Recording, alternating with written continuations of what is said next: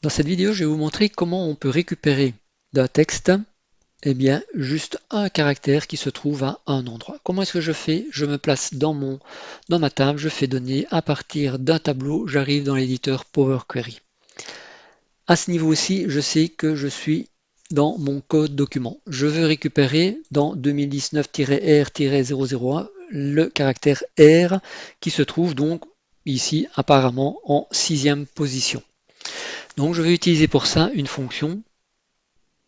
Je vais utiliser donc colonne personnalisée. Je mets ici caractère et je vais utiliser cette fonction qui s'appelle textAt.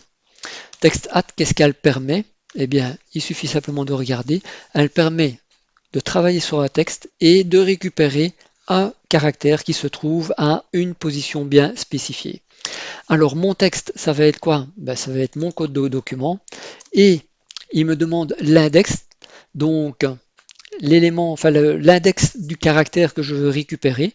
Alors ne pas oublier que dans Power Query, tous ces index commencent toujours à 0. Donc si je dois récupérer ici le 6e, eh bien ça sera évidemment 6-1, donc je devrais mettre 5. Je ferme la parenthèse, je valide. De cette manière, je peux récupérer effectivement la lettre qui m'intéressait dans ce code document. C'est quelque chose de très basique et de très simple. Ça me permet de travailler sur toutes sortes de choses, hein. Si je veux récupérer par exemple le titre et je veux récupérer le deuxième caractère, donc je vais mettre 1 et je vais valider, il va me récupérer le deuxième caractère. Donc par exemple ici dans l'ère des saules, il me récupère bien l'apostrophe. Ici une vie de Marie Curie, eh bien j'ai un espace qui est récupéré. Ici, 12 grandes découvertes, j'ai bien le 2 qui est récupéré. Attention, il ne faut pas confondre le format de mes données sur lequel il va travailler et la donnée qu'il va me retourner.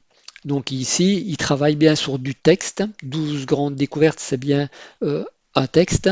Et il va me récupérer le deuxième caractère qui est un 2, même si c'est un chiffre. Et il me le renvoie au format texte. On le voit bien ici, c'est aligné sur la gauche de ma cellule.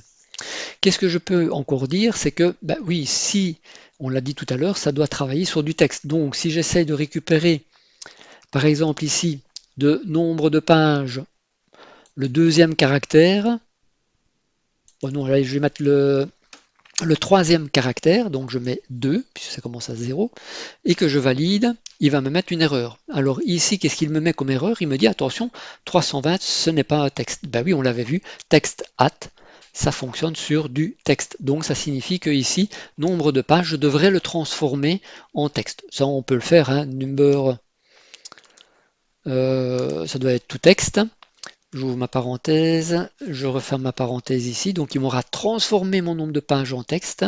Je peux alors récupérer le troisième caractère et je récupère ici donc 000. En fait, je n'ai rien que des zéros. Sauf ici, j'ai une erreur puisque, et là l'erreur, qu'est-ce qu'il va me dire? Il me dit attention, l'index est en dehors de la limite des valeurs de texte. Donc ça signifie que j'essaye de récupérer ici le troisième caractère alors que 75 n'en contient que 2. Donc j'ai bien une erreur. Donc vous voyez le type d'erreur qui peut vous retourner sur tout texte at, ça va être le fait de vouloir travailler sur quelque chose qui n'est pas du texte ou de vouloir travailler en dehors de l'index. Voilà, j'espère que vous avez appris quelque chose. À la prochaine.